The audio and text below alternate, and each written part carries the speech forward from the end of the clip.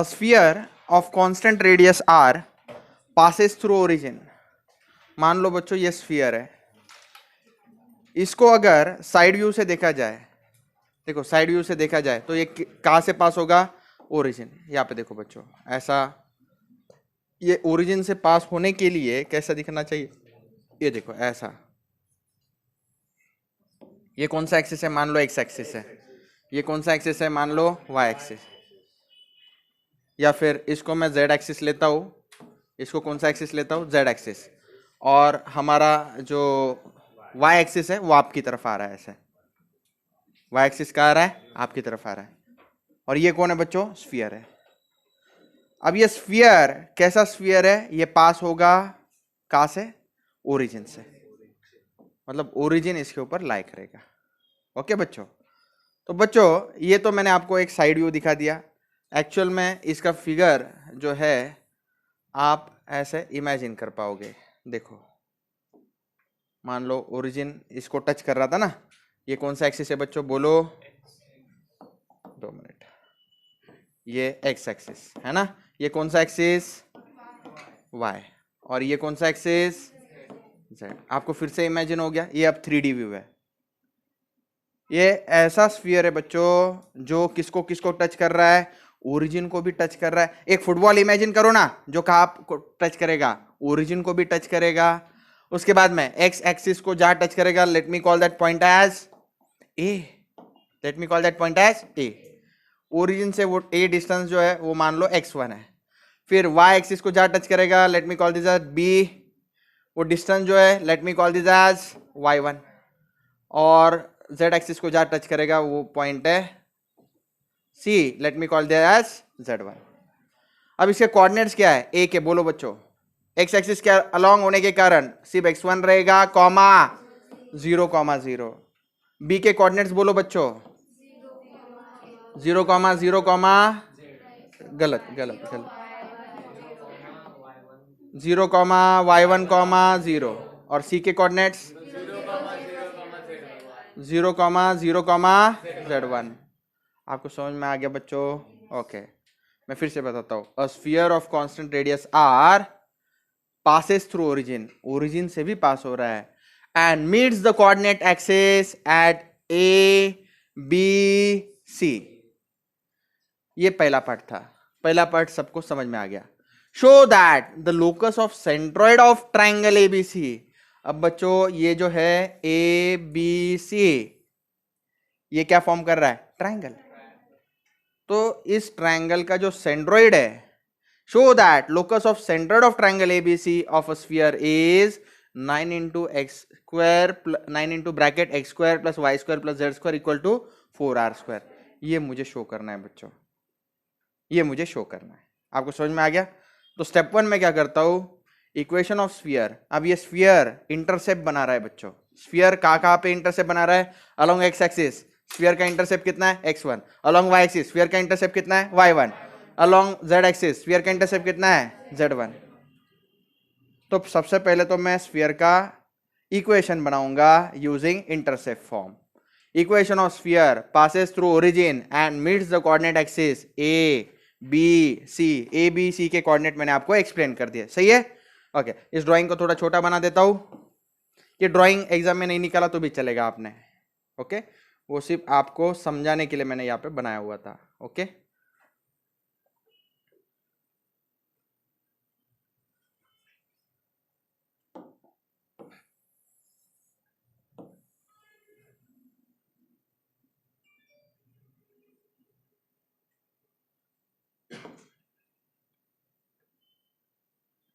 Yes, चलो बच्चों, अब उस स्फीयर का इक्वेशन क्या है बोलो मुझे? इंटरसेप्ट फॉर्म मैंने सिखाया है, x square plus y square plus z square. Actually में ये minus a x minus b y minus c z equal to 0 होता है। यहाँ पे ए बी सी जो है वो x y and z intercept होते हैं, लेकिन ए बी सी की वैल्यू हमारे पास है। वो क्या वैल्यू है? x1 y1 z1। तो बच्चों मैं यहाँ पे थोड़ा सा मॉडिफिकेशन करता हूँ, ए को डिलीट कर देता हूँ, बी को डिलीट कर देता हूँ, सी को डिलीट कर देता हूँ। ए बी सी के जगह पे मैं क्या लिखूंगा बच्चों? बताओ मुझे। x1 y1 z1। आप समझ गए? ये कौन सा फॉर्म है बच्चों? मुझे बताओ। This is intercept form. आप फॉर्मूलेस थोड़ा पीछे जाके देखो, जिनके लर्न है उनका तो अच्छा है, उनको याद है, लेकिन जिसको लर्न नहीं वो पीछे जाके देखो। ये है इंटरसेप्ट फॉर्म ऑफ स्फीयर। तो इतना हो जाने के बाद बच्चों, ये इंटरसेप्ट फॉर्म ऑफ स्फीयर हो जाने के बाद इस स्फीयर का अब मैं रेडियस निकालूंगा। इस स्फीयर का रेडियस निकालने के लिए इस स्फीयर को मुझे पहले कंपेयर करना पड़ेगा स्टैंडर्ड स्फीयर के साथ। कंपेयर विथ, बोलो बच्चों किसके साथ? Standard. X square plus y square plus z square plus 2ux 2vy plus 2wz plus d equal to 0। तो बच्चों 2u 2v 2w and d, तो इस स्फीयर में तो d नहीं है, 0। हाँ 2u के जगह पे minus x1 minus y1 minus z1। तो बच्चों आप बताएंगे मेरे को x1 कितना है? ओ सॉरी, u1 क्या है? Minus x1 upon 2। v1 क्या है बच्चों? Minus y1 upon 2। w1 क्या है बच्चों? Minus z1 upon 2। सही है, ओके बच्चों। तो रेडियस कैसे निकालते हैं स्फीयर का, आप जानते हैं। What is radius? Radius r is equal to, बोलो बच्चों, under root of u square plus v square plus डब्ल्यू स्क्वायर माइनस डी। ये फॉर्मूला होता है। तो बच्चों कुछ बच्चे जो होते हैं ना, उनको ये स्टेप की जरूरत नहीं। पिछले सम में देखो, आप याद करो, मैंने ये सम स्टेप किया ही नहीं था, मैंने ओरली किया था। तो जो बच्चे ओरली कर सकते हैं करे, एग्जाम में मार्क्स कटेंगे नहीं। तो रेडियस आर ऑफ स्फीयर कैसे करेंगे, बोलो, under root u square plus v square plus डब्ल्यू स्क्वायर माइनस डी। तो वैल्यूज डाल देता हूँ बच्चों। u की वैल्यू क्या है? Minus x/2। तो ये क्या हो जाएगा? माइनस x1 अपॉन 2 का स्क्वायर। v की वैल्यू बोलो बच्चों, माइनस y1 अपॉन 2 का स्क्वायर। w की वैल्यू बोलो बच्चों, माइनस z1 अपॉन 2 का स्क्वायर। और d की वैल्यू तो 0 ही है। तो बच्चों आप मुझे सच सच बताना, रेडियस कितना है स्फीयर का? It is under root of, बोलो बच्चों, माइनस साइन का स्क्वायर पॉजिटिव रहता है, x1 स्क्वायर अपॉन 2 का स्क्वायर 4, फिर y1 स्क्वायर 2 का square 4 plus z1 square divided by 4। सही है। ये नेगेटिव साइंस जो थी उनका स्क्वायर क्या हो गया? It was a positive sign. उसके बाद में बच्चों, if I square this what would I get? If I square this, squaring. अच्छा, रेडियस को मैं कैपिटल आर नोटेशन नहीं देता हूं बच्चों, क्योंकि एग्जामिनर ने जो क्वेश्चन दिया है उधर नोटेशन क्या है? स्मॉल आर है। ठीक है, तो ये स्मॉल आर आ गया। Now squaring both side, squaring both sides, squaring क्या हो जाएगा बच्चों, बोलो, आर स्क्वायर, ये अंडर रूट हट जाएगा, x1 square by 4 plus y1 square by 4 plus z1 square by 4। अब थ्रू आउट मल्टीप्लाई बाय 4 कर दो, तो 4 इंटू आर स्क्वायर, ये 4 हट जाएगा, ओनली x1 स्क्वायर, 4 हट जाएगा, y1 square plus z1 square. तो 4r square equal to x1 square plus y1 square plus z1 square. इसको मैं इक्वेशन नंबर 1 बोलूंगा, फिर इसको इक्वेशन नंबर 1 बोलूंगा। उसके बाद में बच्चों स्टेप नंबर 2 कर देता हूं। स्टेप नंबर 2 मुझे दिया है, show that locus point of centre of triangle ABC is a sphere. तो लोकस पॉइंट क्या है? Locus point is equal to क्या कर लेने को बोला है उसने? Centroid of triangle ABC, centroid of triangle क्या? एबीसी। अब गौर से देखो बच्चों, लोकस पॉइंट को हम हमेशा x बार, y बार, z बार बोलते हैं, है ना। अब सेंट्रॉइड निकालना है, तो बच्चों सेंट्रॉइड कैसे निकालते हैं, ध्यान से सुनो। इसका x का कोऑर्डिनेट, x का कोऑर्डिनेट, x का कोऑर्डिनेट ऐड करो, डिवाइड बाय 3 करो। ठीक है, ट्राइंगल के सेंट्रॉइड कैसे निकालते हैं? x के सारे कोऑर्डिनेट ऐड करो, डिवाइड बाय 3 करो, फिर कॉमा, y के सारे कोऑर्डिनेट्स ऐड करो, डिवाइड बाय 3 करो, फिर z के कोऑर्डिनेट सारे ऐड करो, डिवाइड बाय 3 करो। तो बताओ मुझे बच्चों, a b c सीक्वेंशियली जाएंगे, a b और c, a का x का कोऑर्डिनेट x1, b का 0, c का x का कोऑर्डिनेट 0। तो यहाँ पे क्या आएगा बच्चों, देखो मैं इसको थोड़ा सा छोटा कर देता हूं।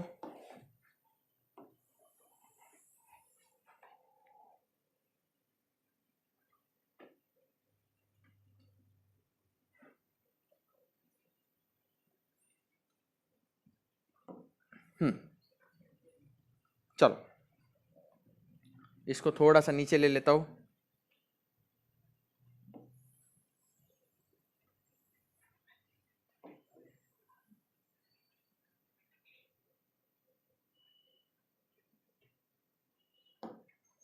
हाँ, और इसको ऊपर ले लेता हूं ताकि पूरा सम एक ही पेज में बैठ जाए।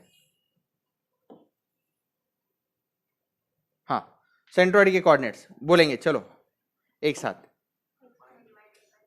x1 plus 0 plus 0 divided by 3 comma.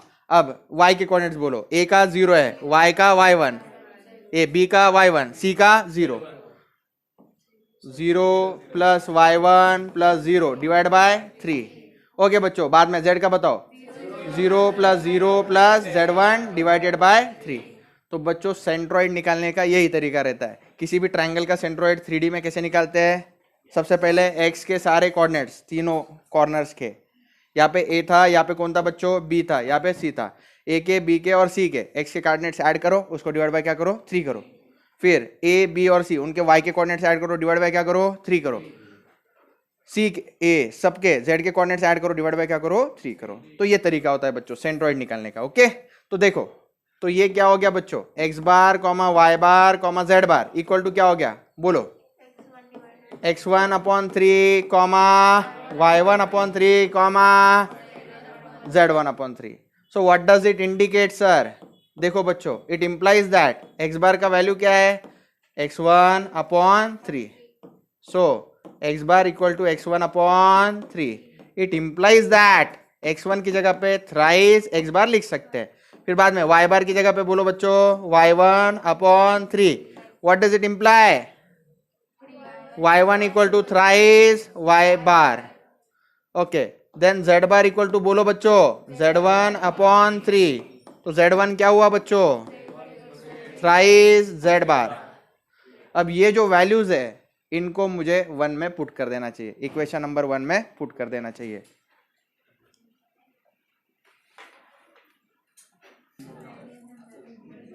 इसके बाद में x1 y1 z1 जो है उसको हम ऊपर पुट कर देंगे। तो ये क्या हो जाएगा? 4r square. 4r स्क्वायर, देखो बच्चों 4r स्क्वायर x1 के जगह पे 3x बार का स्क्वायर, y1 के जगह पे 3y बार का स्क्वायर, z बार का स्क्वायर, पुट इन 1। तो ये 9x bar square, 9y bar square plus 9z bar square equal to 4r square. 9 common ले लिए, x bar square plus y bar square z bar square equal to 4r square. तो अब next point क्या करेंगे? Generalise for any point. Generalise for any point x y z। तो ये क्या हो जाएगा? 9 into x square plus y square plus z square equal to 4r square. So this is proved, hence proved, hence proved. That's it. अब example number 13 करेंगे।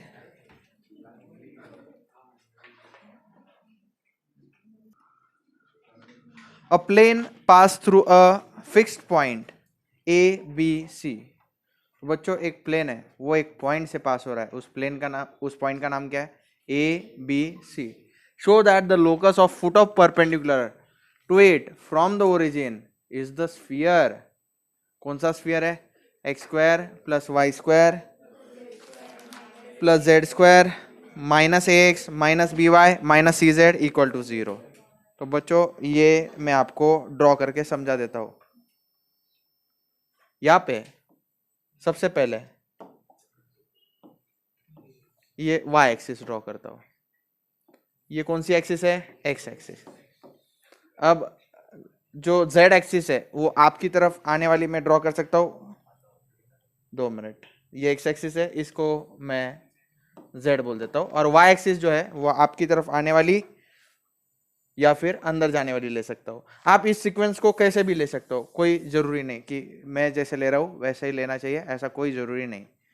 मतलब कोई बच्चा अगर चाहे तो इसको y एक्सिस ले ले तो भी चलेगा, यहाँ पे कौन सा एक्सिस चलेगा, z, और x एक्सिस आपकी तरफ या फिर अंदर की तरफ ले लिया तो भी चलेगा। तो मैं x एक्सिस जो है वो अंदर की तरफ ले लेता हूं। ये कौन सा एक्सिस है, x एक्सिस। अब यहां से एक प्लेन पास होगा, प्लेन के मैं सिर्फ आपको हाइलाइट्स दिखाता हूं। Plane passes through a point ABC। तो ये प्लेन मैं ड्रॉ कर देता हूं। प्लेन जो है बच्चों, रिक्वायर्ड प्लेन जो है वो जितने पार्ट में टच होगा उतना ही मैंने ड्रॉ किया है। इस प्लेन के ऊपर मुझे एक पॉइंट पता है, वो पॉइंट का नाम क्या है, वो पॉइंट के कोऑर्डिनेट्स क्या है, ABC। ये पॉइंट कहाँ लाई करता है, प्लेन के ऊपर लाई करता है। कहाँ लाई करता है, फिर से बोलो, प्लेन के ऊपर। गिवन प्लेन के ऊपर ये पॉइंट लाई करता है। ये प्लेन में हैचिंग कर देता हूं, ये हमारा प्लेन है। ओके। उसके बाद में बच्चों, show that the locus of foot of perpendicular. मैं एक परपेंडिकुलर ड्रॉ करता हूं फ्रॉम ओरिजिन, ओरिजिन से एक परपेंडिकुलर लाइन मैं ड्रॉ करता हूं यहां से। ये देखिए ब्लू कलर की लाइन, ये मान लो यहाँ पे मीट कर रही है। ये कैसी है, इस प्लेन को परपेंडिकुलर है। तो परपेंडिकुलर जो है, show that the locus of foot of perpendicular. तो इसके कोऑर्डिनेट्स में ले लेता हूं, ये परपेंडिकुलर है, इसके कोऑर्डिनेट्स में ले लेता हूं x bar comma y bar comma z bar. Foot of perpendicular कहां से, वो ओरिजिन से। ओरिजिन से, ओरिजिन मतलब ओरिजिन के कोऑर्डिनेट्स 0 0 0 0 0 0, ये ओरिजिन के कोऑर्डिनेट्स है। तो इतना डिटेलिंग यहाँ पे है। तो show that the locus of foot of perpendicular to it from the origin is the sphere. कौन सा स्फीयर है वो, x square plus y square plus z square minus AX minus BY minus CZ, ऐसा sphere है। तो बच्चों जो जो गिवन है मैं एक बार रिवाइज कर देता हूं आपके लिए। गिवन क्या क्या है, गिवन में बच्चों पॉइंट नंबर 1 दिया है, plane passes through a point. Plane passes, stepwise जाएंगे, कोई जल्दबाजी नहीं होगी, आसान समय। पासेस थ्रू अ पॉइंट, कौन से पॉइंट से पास हो रहा है, प्लेन ABC। पॉइंट नंबर 2 क्या गिवन है, draw perpendicular from origin to the plane. मैंने परपेंडिकुलर ड्रॉ किया है ओरिजिन से किसकी तरफ, प्लेन की तरफ। Draw perpendicular from origin towards plane. उसके बाद में बच्चों पॉइंट नंबर 3 क्या करना है, point number 3, it meets eight point. ये परपेंडिकुलर, फुट ऑफ परपेंडिकुलर कौन से पॉइंट पे मीट कर रहा है, मैं वो लिख देता हूं, it meets eight point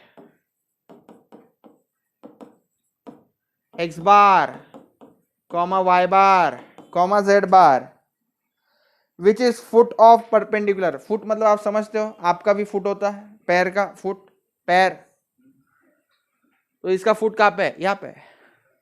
which is foot of perpendicular, which is foot of perpendicular, और ब्रैकेट में लिख देता हूं विच इज लोकस। लोकस, ये लोकस है हमारा, विच इज लोकस। अब मैं ये जो 3 पॉइंट्स है इसके ऊपर से आपको एक चीज जरूर बताना चाहूंगा, DRS of perpendicular. DRS of perpendicular, किसी भी लाइन के DRS हम फाइंड कर सकते हैं अगर उस लाइन के ऊपर मुझे 2 पॉइंट्स पता है। तो ये जो फुट ऑफ परपेंडिकुलर है इसके ऊपर मुझे 2 पॉइंट्स पता है। पहले पॉइंट कौन है, ओरिजिन 0, 0, 0, और दूसरा पॉइंट कौन है, x बार y बार z बार। तो DRS ऑफ परपेंडिकुलर क्या रहेगा बच्चों, x2 minus x1 comma y2 minus y1 comma z2 minus z1। तो किसी को भी x1 y1 z1 बोल दो दोनों में से, और किसी को भी x2 y2 z2 बोल दो। तो बच्चों देखो x बार minus 0 comma Y bar minus 0 comma Z बार माइनस 0, ये डीआरएस है। या फिर एक्स बार माइनस 0 एक्स बार है, वाई बार माइनस 0 वाई बार है, जेड बार माइनस 0 क्या है, जेड बार। तो इस तरह से बच्चों मैंने डीआरएस ऑफ नॉर्मल निकाल ली है या डीआरएस ऑफ परपेंडिकुलर निकाल ली है। ये परपेंडिकुलर किसको है, ये ग्रीन कलर का जो प्लेन मैंने ड्रॉ किया है उसको है। तो I know the DRs of normal to the plane, I know DRs of normal to the plane and also I know one point on the plane. अगर किसी प्लेन के नॉर्मल के डीआरएस पता हो और उस प्लेन के ऊपर कोई एक पॉइंट पता हो तो आप उस प्लेन का इक्वेशन फाइंड कर सकते हो। कैसे फाइंड कर सकते हो मैं करके दिखाता हूं। So guys I can find now equation of given plane.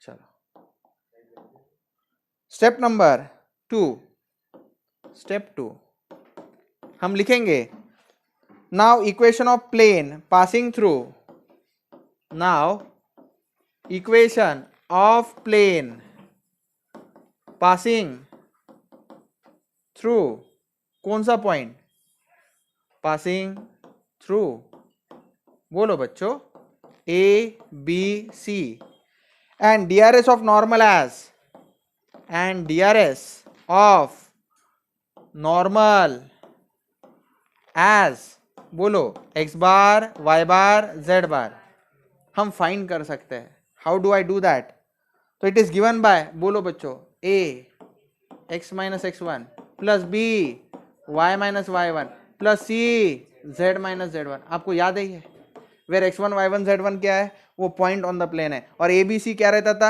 DRS रहते थे, ठीक है। इक्वल टू क्या रहता था, 0, इक्वल टू 0। तो लिखने के लिए जगह नहीं, मैं इसको थोड़ा सा मॉडिफाई करता हूं।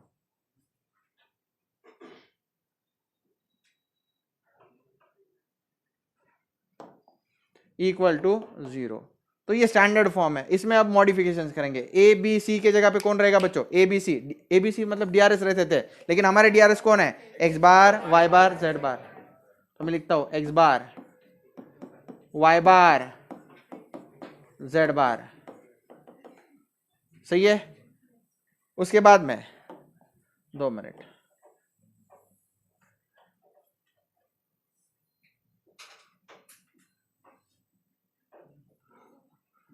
अंदर क्या लिखना है बच्चों, इक्वल टू 0। अंदर क्या लिखना है, x माइनस x1, तो x माइनस x1 की जगह पे कौन है, a, y minus y1, y1 की जगह पे कौन है, b, z माइनस z1 की जगह पे है c, सही है। ओके, अब बच्चों ये हो गया। अब हम अंदर मल्टीप्लाई करेंगे इसको। ये मैं डिलीट कर देता हूँ, ये लाइन डिस्टर्ब कर रही है। हाँ, अब अच्छे से लिख पाएंगे।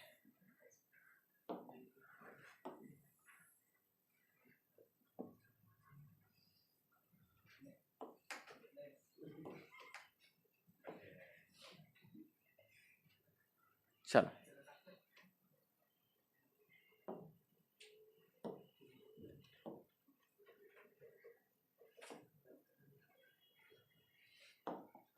हाँ, इसको अंदर मल्टीप्लाई करते हैं। एक्स बार इंटू क्या रहेगा बच्चों, x minus a into x bar plus y bar into y minus b into y bar, सही है।